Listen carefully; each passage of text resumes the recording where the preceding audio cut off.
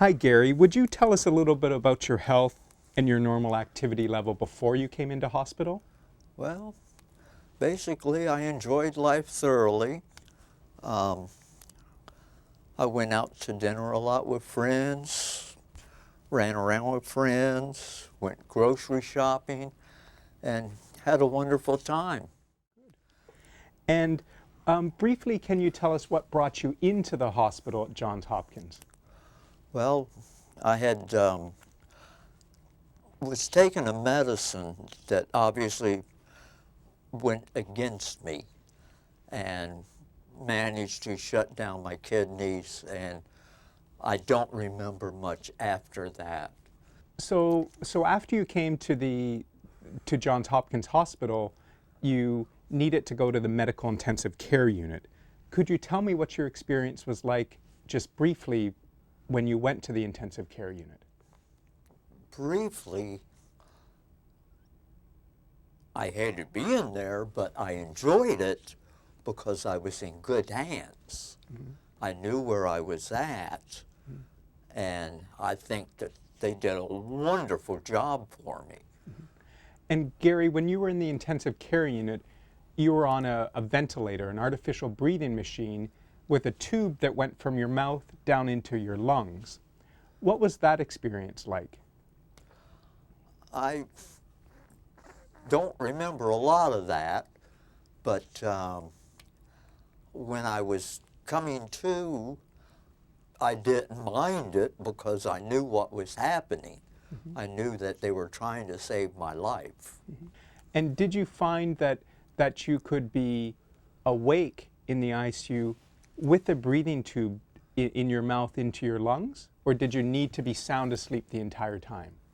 No, I found out I could be awake or asleep. Mm-hmm. It didn't really bother me. So even being awake, you were comfortable with this breathing tube in your mouth? Yes, I was. Okay. And while you were in the ICU, you received bed rest for a prolonged period.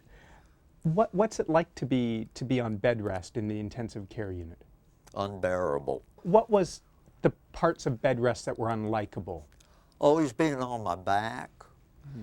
And, you know, it's just having the nurses have to do everything for you.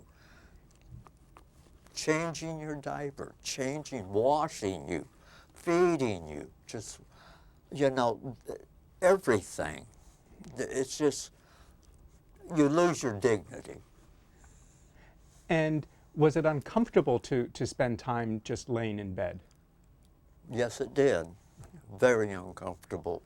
I wanted to get out of bed and do something. Otherwise, you know, it's just, I was saying to myself, why me? Mm-hmm.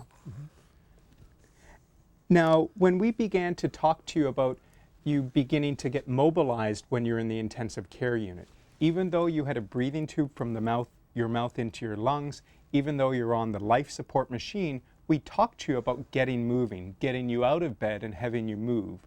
What did you think of that idea? I thought it was wonderful.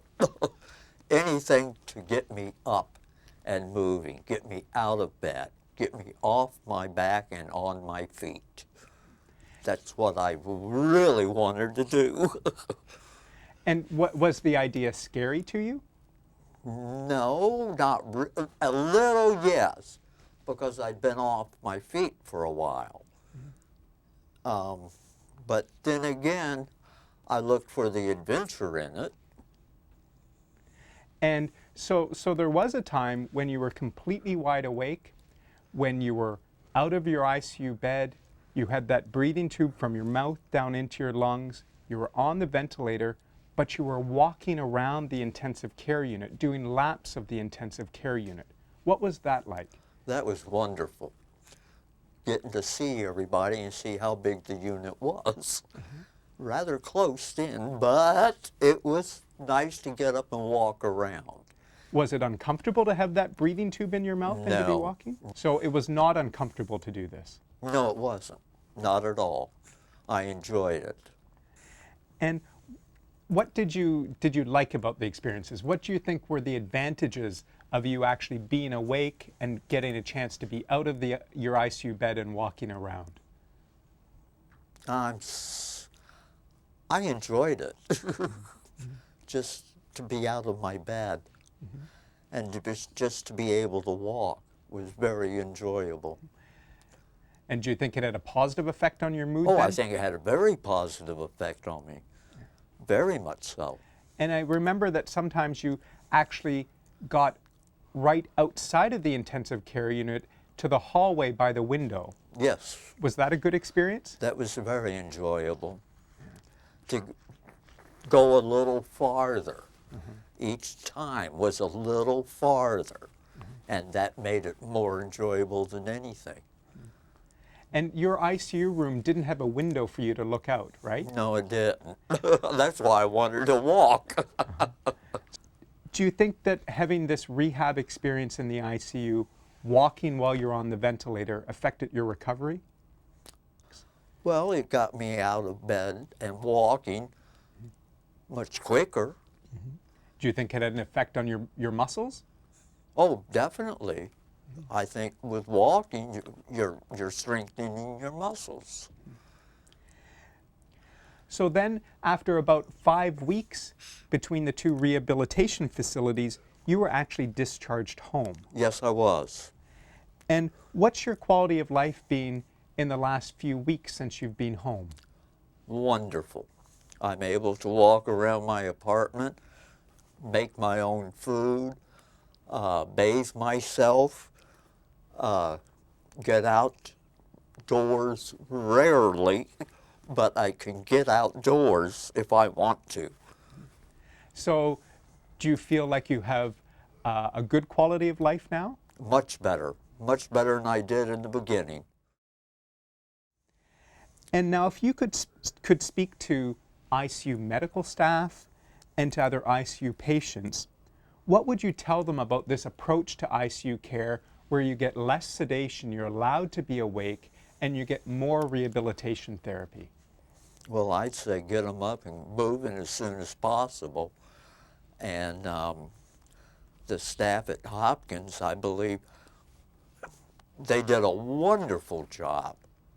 And by getting me up and going, and that goes back to the nurses, the interns, everybody that was there was so glad to see me up and walking. And I thank them tremendously. I think it just makes a big difference by getting up and walking. The sooner, the better.